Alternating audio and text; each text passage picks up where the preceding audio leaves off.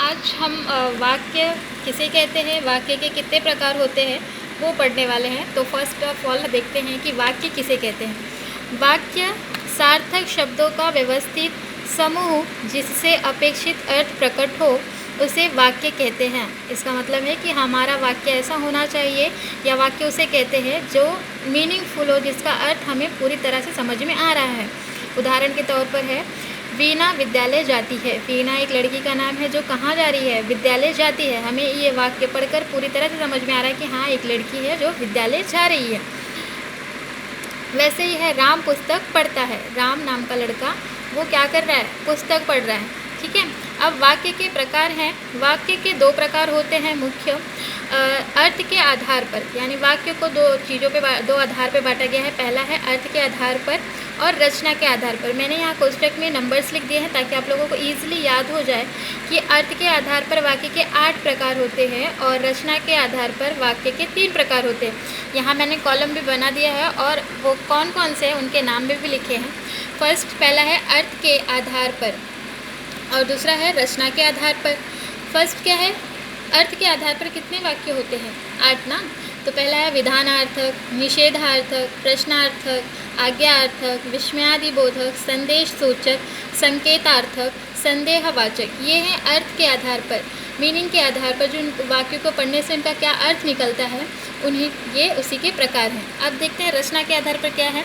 रचना के आधार पर 3 वाक्य होते हैं। जैसे पहला है साधारण वाक्य, जिसे हम सरल वाक्य भी कहते हैं। सेकंड है मिश्र, जिसे मिश्रित वाक्य भी कहा जाता है। एंड थर्ड है संयुक्त वाक्य। तो अभी हमने देखा है कि वाक्य के 2 प्रकार होते हैं। फर्स्ट क्या है, अर्थ के आधार पर 8 होते हैं और रचना के आधार पर 3 होते हैं, जिसमें आज हम सिर्फ रचना के आधार पर वाक्य के प्रकार पढ़ेंगे। ठीक है। ये है रचना के आधार पर वाक्य के प्रकार। फर्स्ट क्या था, सरल वाक्य। सरल वाक्य की परिभाषा क्या है, जिस वाक्य में एक ही विधेय होता है तथा एक ही क्रिया होती है उसे सरल वाक्य कहते हैं। मतलब ऐसा कोई वाक्य जिसमें एक ही कर्ता हो, एक ही क्रिया हो रही हो, जिसका मीनिंग एकदम सरल हो, अर्थ एकदम सरलता से हमें समझ में आ रहा हो। जैसे है मुकेश पढ़ता है, यहाँ पे एक ही कर्ता है, एक ही संज्ञा है, एक ही क्रिया पता चल रही है। पढ़ता है, क्या कर रहा है, पढ़ता है, और कोई काम नहीं कर रहा, सिर्फ यहाँ पे हमें बताया जा रहा है कि वो पढ़ता है। राकेश ने भोजन किया, उसने क्या कर लिया, खाना खा लिया है।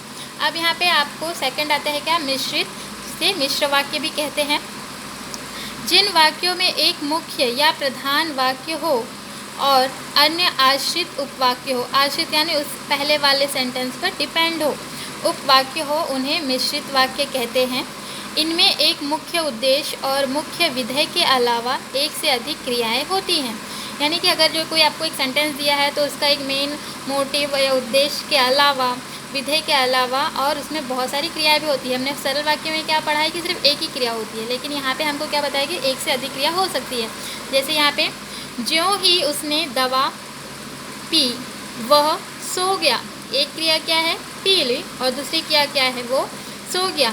ज्यों ही उसने दवा पी, यानी यहाँ पे हमें फर्स्ट बताया गया है, फर्स्ट सेंटेंस क्या है कि उसने दवा पी, और दूसरा डिपेंड है, यानी कि उसने दवा पीने के बाद वो क्या किया, वो सो गया है।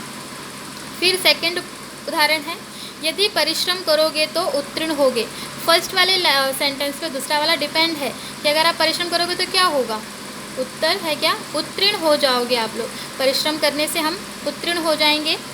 मैं जानता हूँ कि तुम्हारे अक्षर अच्छे बने हैं। मैं जानता हूँ, मैं क्या जानता हूँ, उसके जो सेकंड पार्ट है वो हमें वाक्य को पूर्ण करके बता रहा है कि तुम्हारे अक्षर अच्छे बने हैं। यहाँ पर सेंटेंस भी कंप्लीट हो रहा है और अर्थ भी हमें पूरी तरह से समझ में आ रहा है। ये था मिश्रित और मिश्र वाक्य किसे। अब ये लास्ट है कि संयुक्त वाक्य।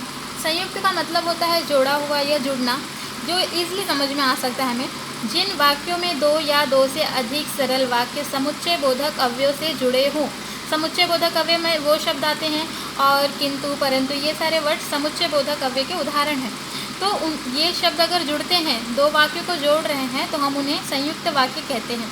उदाहरण के तौर पर, वह सुबह गया और शाम को लौट आया। और क्या कर रहा है, दोनों वाक्यों को जोड़ने का काम कर रहा है। फिर दूसरा है, पहला प्रश्न हल करें अथवा दूसरा प्रश्न हल करें। अथवा ये वर्ड भी आपका किस में आएगा, संयुक्त वाक्य में। ये दोनों वाक्य को जोड़ने का काम करें, या तो पहला काम करो या तो दूसरा हल करो। अब यहाँ पर देखो आसानी से पहचानने के लिए मैंने यहाँ पे एक कॉलम बनाया है। उसमें संयुक्त वाक्य के कौन से वर्ड जिन्हें देखते ही आप पहचान जाओगे, और मिश्रित वाक्य के ऐसे कौन से शब्द जिन्हें पढ़ते ही आपको समझ में आ जाएगा हाँ ये मिश्रित वाक्य का उदाहरण है। तो यहाँ पे है संयुक्त वाक्य और मिश्रित वाक्य की पहचान हम किस तरह से कर सकते हैं। संयुक्त वाक्य में और, एवं, अथवा, या, अथवा, इसलिए, अतः, फिर, तो, नहीं तो, किंतु, परंतु, लेकिन, पर इत्यादि शब्द आते हैं। और मिश्रित वाक्य में कि, जो, क्योंकि, जितना, उतना, जैसा, वैसा, जब तब, जहाँ, वहाँ, जिधर, उधर, अगर, यदि, तो, यद्यपि, तथापि, ये सारे वर्ड आते हैं। आई होप कि आप लोगों को वीडियो पूरी तरह से समझ में आया हो। मिश्रित वाक्य, सरल वाक्य और संयुक्त वाक्य किसे कहते हैं। Thank you.